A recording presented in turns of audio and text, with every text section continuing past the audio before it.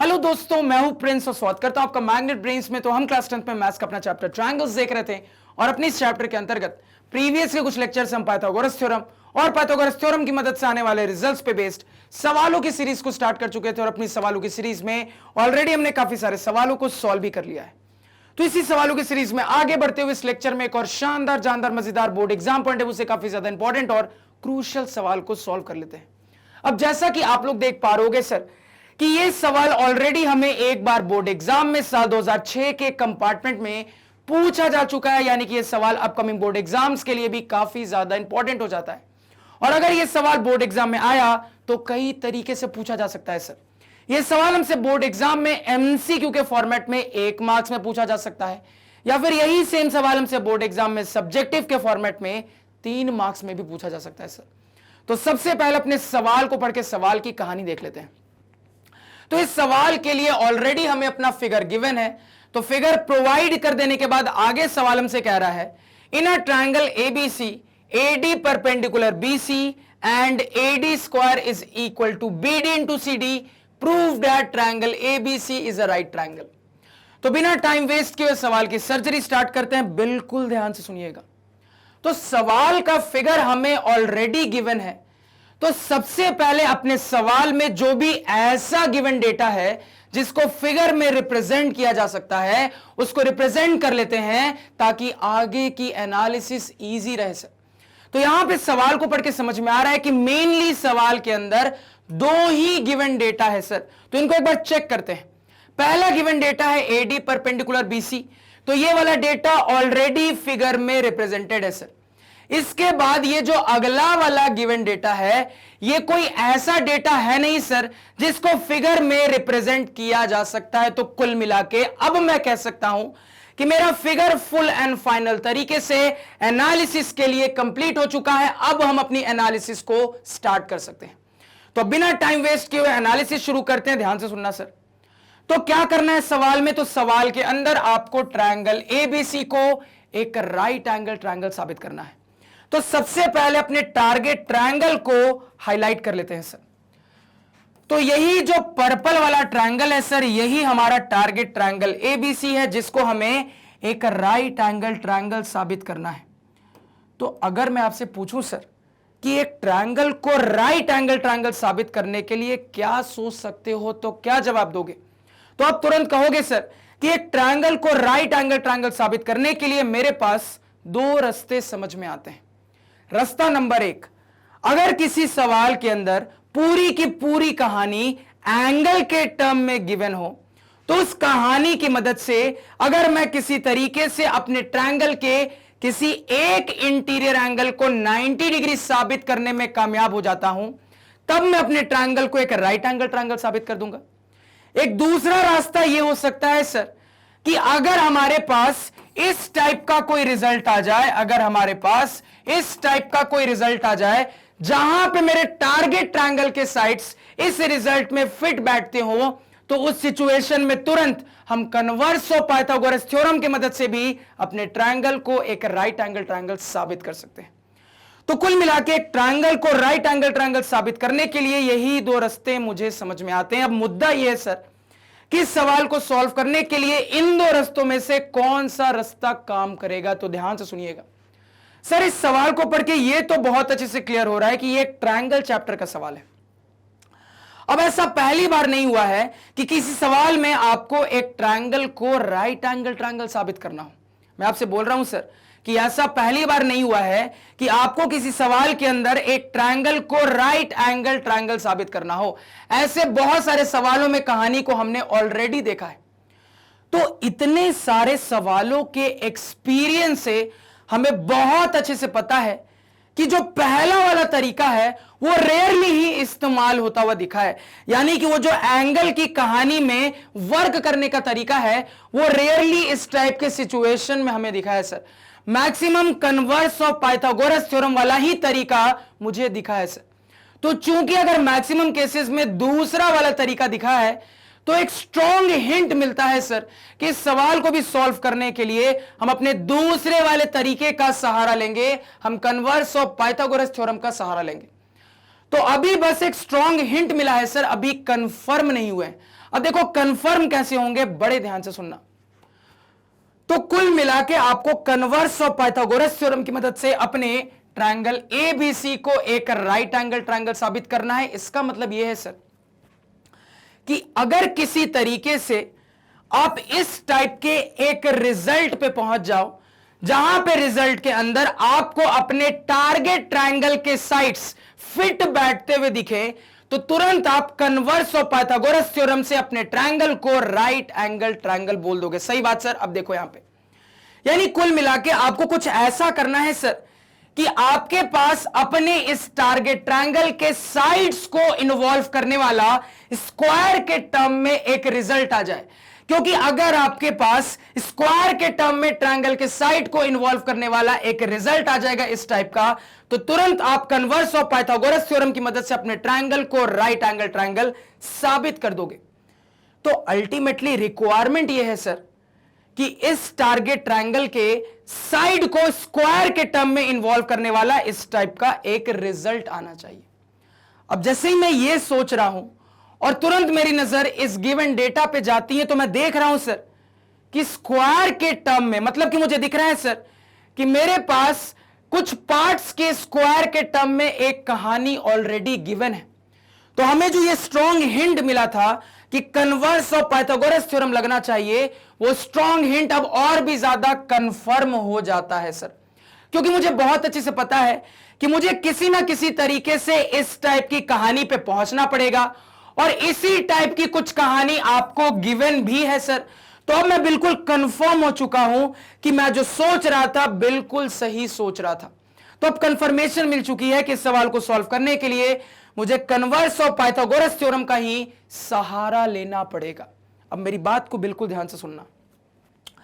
Sir converse of Pythagoras theorem कैसे काम करेगा?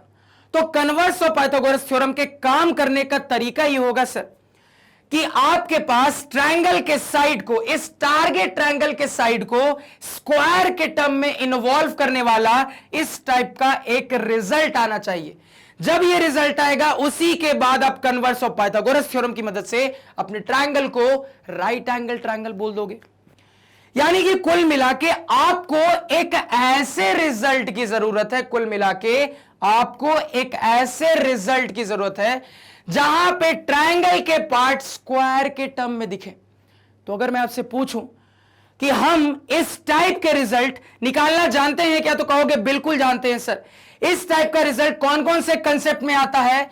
तो हमें बहुत अच्छे से पता है सर कि ऐसे रिजल्ट जहां पे मेरे रिजल्ट के अंदर ट्रायंगल के पार्ट स्क्वायर के टर्म में दिखे, इस टाइप के जो रिजल्ट हम जानते हैं सर, वो होता है पाइथागोरस थ्योरम वाला रिजल्ट, वो होता है सर ऑब्ट्यूस एंगल ट्रायंगल वाला रिजल्ट, वो होता है सर एक्यूट एंगल ट्रायंगल वाला रिजल्ट, वो होता है सर साइड मीडियन वाले रिजल्ट। अब ये जो रिजल्ट की रिक्वायरमेंट है, मुद्दा ये है सर, ये वाला रिजल्ट इनमें से किसकी मदद से आएगा? तो ध्यान से समझिएगा सर। पहला वाला ये जो पाइथागोरस थ्योरम है, ये तो बिल्कुल यूनिवर्सल है, यानी इस टाइप के हर सिचुएशन के लिए आप इसको फिट बैठा सकते हो। यानी कि कहीं पे भी अगर आपको एक ऐसे रिजल्ट की रिक्वायरमेंट है जहां पे रिजल्ट के अंदर ट्रायंगल के पार्ट्स आपको स्क्वायर के टर्म में दिखने चाहिए, तो पाइथागोरस भैया तो आपके हमेशा साथ हैं सर, इसमें तो कोई दिक्कत ही नहीं है। यानी कि आप पाइथागोरस भैया का यहां पे सहारा ले सकते हो। और ऐसे भी फिगर को ऑब्जर्व करके समझ में आता है सर कि फिगर के अंदर डायरेक्टली मुझे राइट एंगल ट्रायंगल दिख रहा है।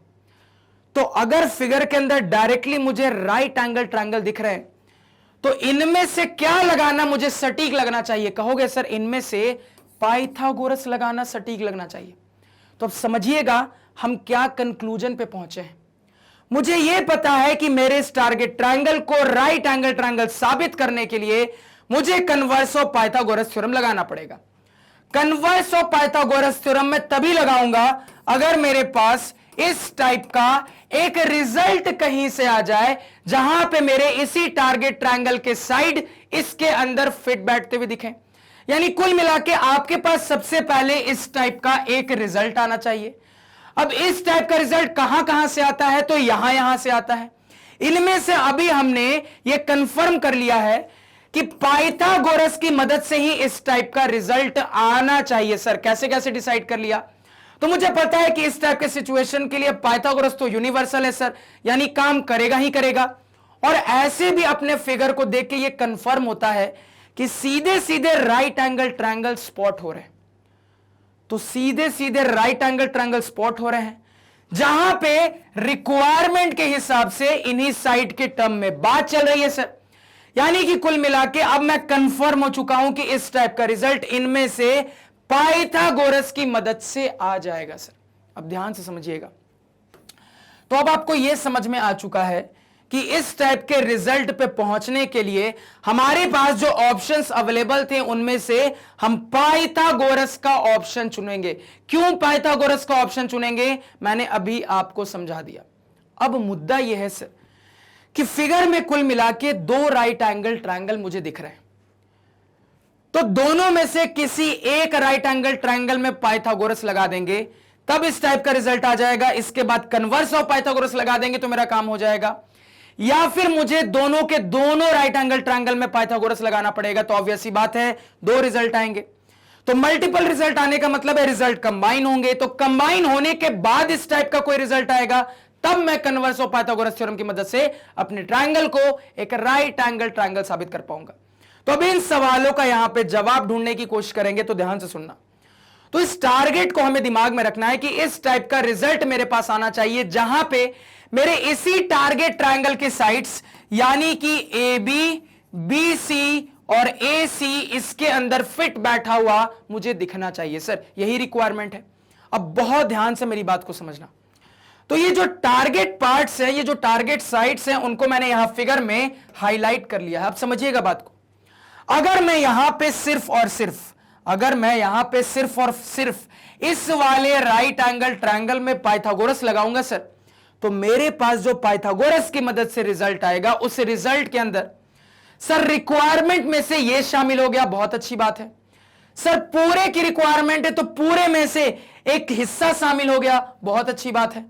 लेकिन सर ये वाला शामिल नहीं हो पाया, ठीक है। यानी अकेला इस वाले राइट एंगल ट्रायंगल में पाइथागोरस लगाने का जब मैंने सोचा तो मैंने पाया कि रिक्वायरमेंट में जितने भी पार्ट्स चाहिए उतने पार्ट्स में से एक पार्ट तो बिल्कुल भी नहीं आ पाया। अब मान लो मैंने यह सोचा कि मैं इस वाले राइट एंगल ट्रायंगल में पाइथागोरस लगा के ऐसा रिजल्ट निकालने की कोशिश करता हूं। जैसे ही मैंने यह सोचा तो मैंने पाया सर कि टारगेट में से यह आ जाएगा, बहुत अच्छी बात है सर। पूरे की जरूरत है तो पूरे में से एक छोटा हिस्सा आ जाएगा, बहुत अच्छी बात है। लेकिन यह वाला नहीं आ पाएगा और इसकी रिक्वायरमेंट है। तो क्लियर कट समझ में आ रहा है सर कि अगर मैं अकेला किसी राइट एंगल ट्रायंगल में पाइथागोरस लगाऊंगा तो रिक्वायरमेंट में से कुछ ना कुछ तो मिस हो ही जा रहा है। तो अब मैं कंफर्म हो चुका हूं कि एक्चुअली में रिक्वायरमेंट के सारे पार्ट्स मेरे रिजल्ट में आ जाएं, इसके लिए मुझे अपने दोनों के दोनों राइट एंगल ट्रायंगल में पाइथागोरस लगाने की जरूरत है। तो अगर मैं दोनों ट्रायंगल में पाइथागोरस लगाऊंगा तो ऑब्वियस सी बात है मेरे पास पाइथागोरस के 2 रिजल्ट आएंगे। यानी यह भी क्लियर है कि कहीं पे मल्टीपल रिजल्ट्स आते हैं सर, तो आगे बढ़ने के लिए रिजल्ट्स जरूर कंबाइन होते हैं। यानी कि मेरे पास जो 2 रिजल्ट्स आएंगे वो सही तरीके से कंबाइन होंगे। कंबाइन होने के बाद जरूर मेरे पास इस टाइप का एक रिजल्ट आएगा जो कि इनको इन्वॉल्व कर रहा होगा, जिसके बाद कन्वर्स ऑफ पाइथागोरस थ्योरम की मदद से मैं अपने टारगेट ट्रायंगल को एक राइट एंगल ट्रायंगल साबित कर दूंगा। इतना समझने में कोई दिक्कत किसी को नहीं होनी चाहिए सर। तो जो समझ में आया उसको अप्लाई कर लेते हैं, ध्यान से सुनिएगा। तो ये जो फॉर्मेट है इसको छोटा करके थोड़ा सा नीचे लिख लेते हैं सर, ध्यान से सुनिएगा।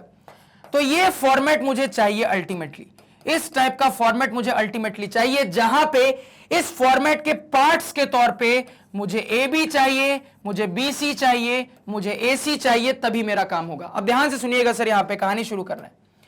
सबसे पहले मान लो इस वाले राइट एंगल ट्रायंगल में पाइथागोरस लगा के देखते हैं। तो इस वाले राइट एंगल ट्रायंगल में पाइथागोरस लगाएंगे सर, तो हम लिख लेंगे यहां पे ए बी स्क्वायर बराबर क्या हो जाएगा sir, A D square plus B D square. अब क्या करते हैं सर, इस वाले राइट एंगल ट्रायंगल में पाइथागोरस लगाते हैं। तो इस वाले में पाइथागोरस लगाएंगे तो मेरे पास आ जाएगा सर ए सी स्क्वायर बराबर यहां पे A D square plus D C square, ये निकल के आ जाएगा।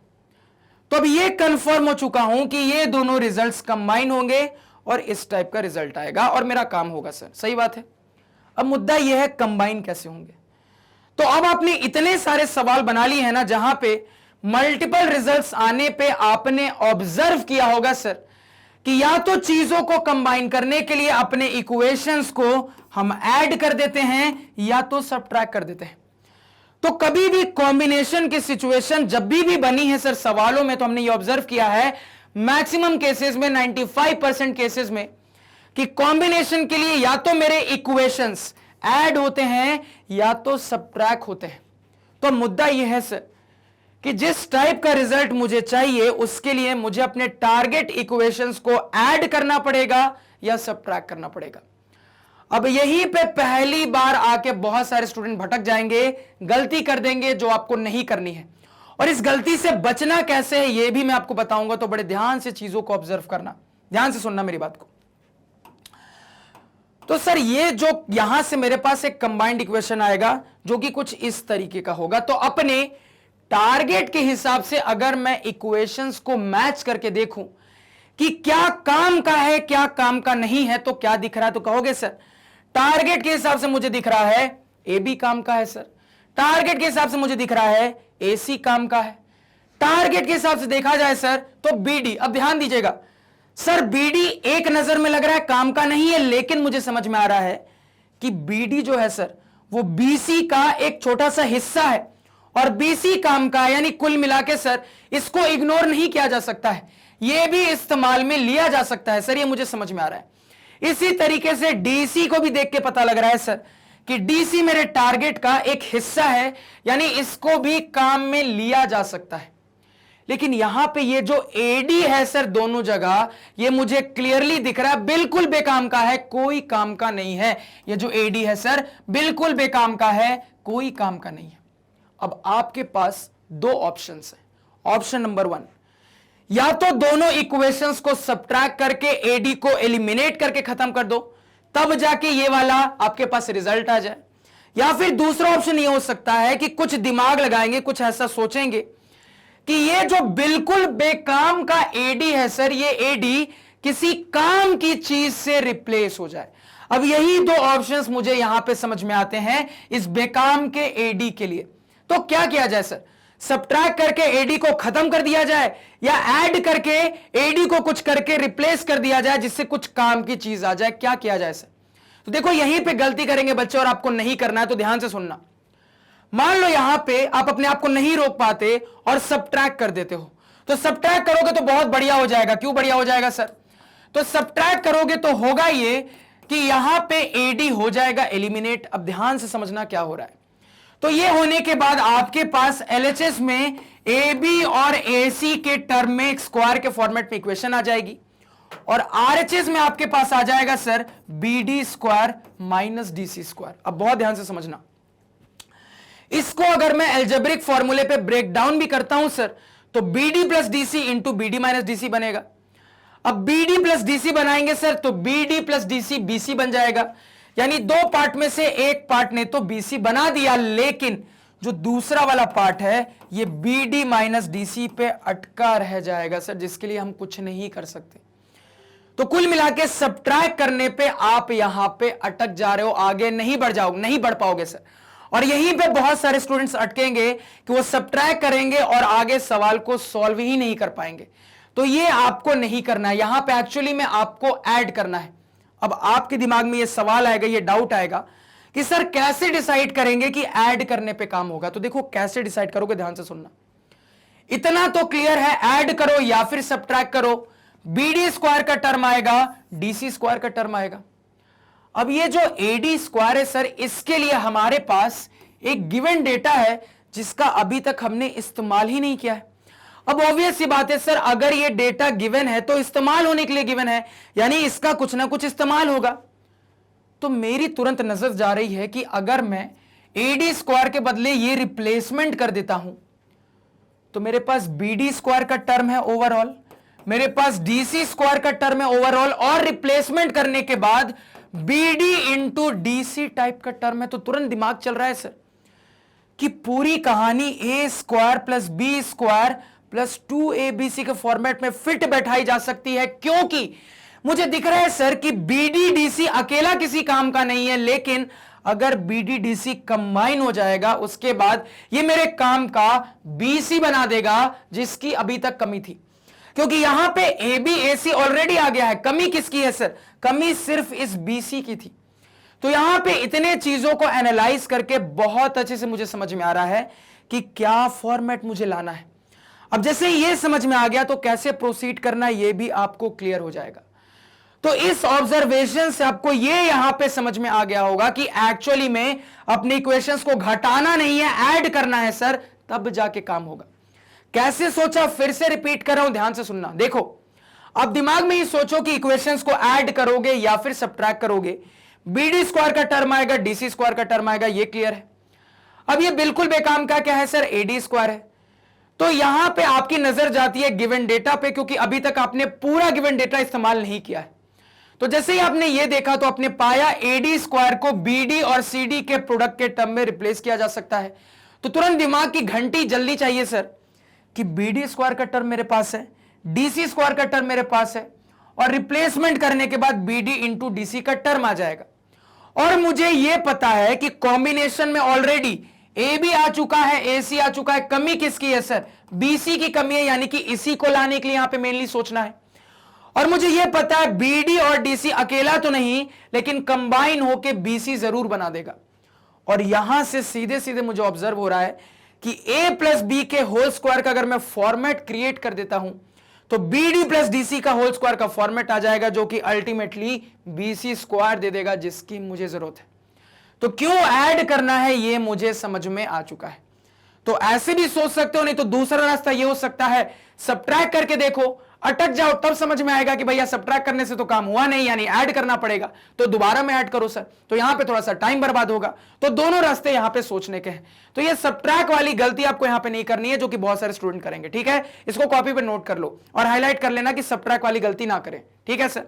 तो यहां पे क्या करना है ये मुझे बहुत अच्छे से क्लियर है, तो फटाफट कर लेते हैं। यहां पे पहले स्क्रीन को अच्छे से क्लियर कर लेते हैं सर, बिल्कुल अच्छे से साफ सुथरा बना लेते हैं। तो यहां पे अपना काम कर लेते हैं जो समझ में आया है सर। तो एडिंग द बोथ इक्वेशंस, तो ऐड कर लेंगे। तो LHS में हो जाएगा sir AB square plus AC square बराबर RHS में 2 बार AD स्क्वायर है, यानी कि sir twice of AD square, plus यहां से नीचे उतार देंगे BD square plus DC square. अब मुझे बहुत अच्छे से अपने गिवन डेटा में ऑब्जर्व हो रहा है सर कि AD स्क्वायर को मैं BD इंटू DC से रिप्लेस कर सकता हूं। कर दीजिए रिप्लेस करेंगे तो मेरे पास हो जाएगा AB square plus AC square बराबर यहां पे twice of BD into DC plus BD square plus DC square, जो कि क्लियरली मुझे अलजेब्रिक फॉर्मूले A square plus B square plus 2ABC के फॉर्मेट में सेट दिख रहा है सर। तो यहां पे फॉर्मूले को कंप्रेस कर देते हैं, तो AB square plus AC square बराबर यहां पे हो जाएगा BD प्लस DC का होल स्क्वायर। इसके बाद नेक्स्ट स्टेप हो जाएगा sir AB square plus AC square बराबर, फिगर में दिख रहा है सर BD और DC कंबाइन होके वो चीज बना देंगे जिसकी मुझे दरकार थी, यानी कि BC, यानी BC का स्क्वायर। तो जो रिक्वायरमेंट थी पूरी हो गई। मेरे पास इस फॉर्मेट का एक इक्वेशन, एक रिजल्ट आ चुका है, जहां पे रिजल्ट के अंदर यही पार्ट्स हैं जो कि प्रॉपरली मुझे चाहिए थे सर। अब कन्वर्स के लिए सोचा जा सकता है। तो इसके बाद मैं तुरंत कह दूंगा, now by converse of Pythagoras theorem we can say that triangle ABC is a right angle triangle. कहानी खत्म, पैसा हजम। अब यहां पे आपको एक बात एग्जामिनर को इंप्रेस करने के लिए जरूर लिखनी है, जो कि मैंने आपको पहले भी बताई है कि अगर एक ट्रायंगल को राइट एंगल ट्रायंगल आप साबित कर दे तो यह जरूर बताएं कि कौन से एंगल पे 90 डिग्री बन रहा है, चाहे सवाल पूछे या फिर ना पूछे। तो इसको देखकर अगर मैं आपसे पूछूं सर कि आपके ट्रायंगल में कहां पे 90 डिग्री बन रहा है, क्या जवाब दोगे? तुरंत कहोगे इसको देखकर सर, इस फॉर्मेट में, यानी कि ये सबसे बड़ा वाला साइड होगा।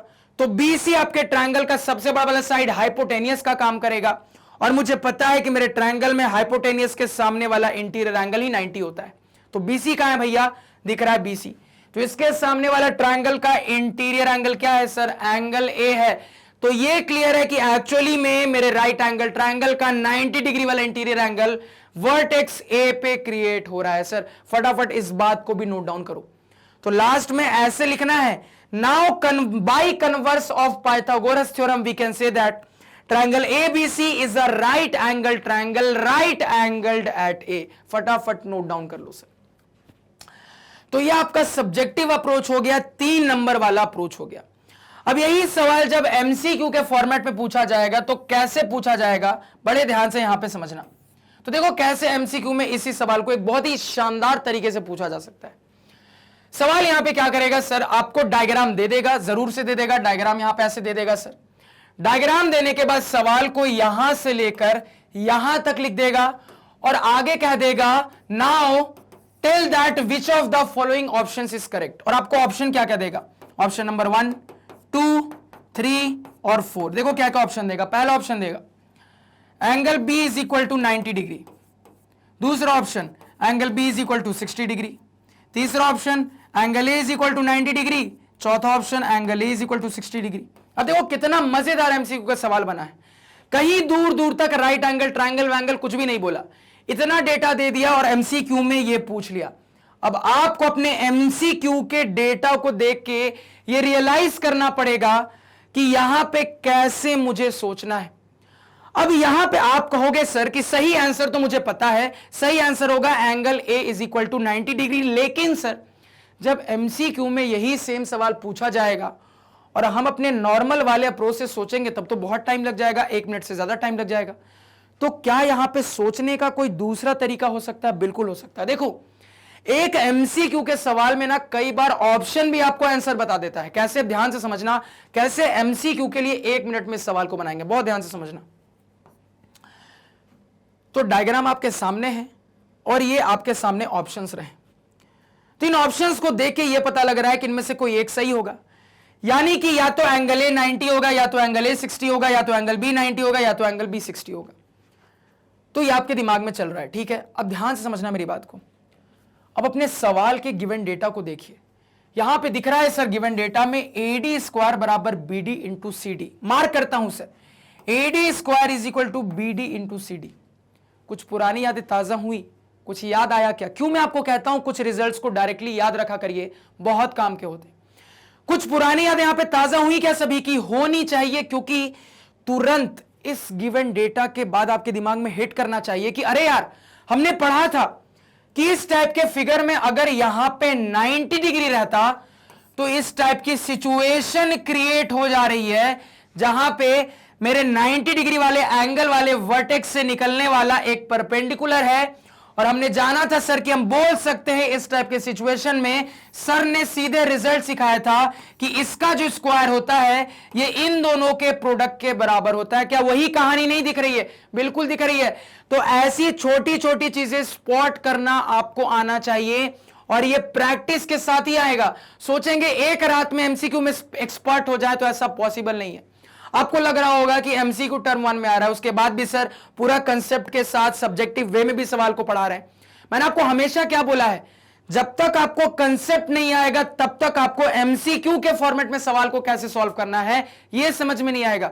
खुद इमेजिन करो ना, एक सिचुएशन इमेजिन करो, अगर मैं आपको हर एक एमसीक्यू के लिए अलग अलग ट्रिक बताने लगा तो आपके पास कितनी ट्रिक हो जाएंगी?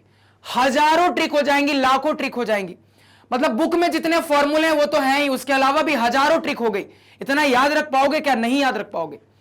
कंसेप्ट पढ़ने के बाद अगर एक ट्रिक बताऊंगा तो याद रह जाएगा कि अच्छा हाँ इसी कंसेप्ट से ट्रिक आया इसलिए दिमाग में रह जाएगा। तो कंसेप्ट बहुत जरूरी है। सवाल सब्जेक्टिव पूछे या एमसीक्यू, कंसेप्ट पढ़ना बहुत जरूरी है, यह आपको समझना पड़ेगा। तो यहां पे दोनों तरीके से चीजों को डिस्कस किया और दोनों तरीकों में अप्रोच क्या रहेगा यह भी डिस्कस किया। तो मैं उम्मीद करूंगा सर कि सवाल की कहानी बहुत अच्छे से आपको समझ में आई, कहीं कोई डाउट नहीं। अगर लग रहा है कहीं पे कोई भी डाउट है तो मेरे इस लेक्चर को उस पॉइंट पे दोबारा से देखिए, आपका डाउट अपने आप क्लियर हो जाएगा। अगर क्लियर नहीं होता है तो सवाल को उस पॉइंट पे जरूर देखें। अगर इसके बाद भी क्लियर नहीं होता कमेंट सेक्शन में बताएं। तो आज के पढ़ाए हुए नोट्स आप हमारी ऑफिशियल वेबसाइट magnetbrains.com से डाउनलोड कर सकते हैं, जिसका लिंक वीडियो के डिस्क्रिप्शन में है। magnetbrains.com क्लास 4 से लेकर 12 तक सारे सब्जेक्ट्स और कोर्सेज देता है, सिस्टमैटिक ऑर्डर में अरेंज्ड और एक्सपर्ट टीचर्स के द्वारा।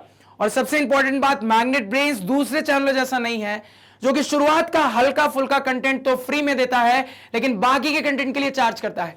यहां पे पूरा का पूरा क्वालिटी कंटेंट पहले भी फ्री था, अभी भी है, आगे भी रहेगा। बस अपना प्यार और सपोर्ट हम इसी तरीके से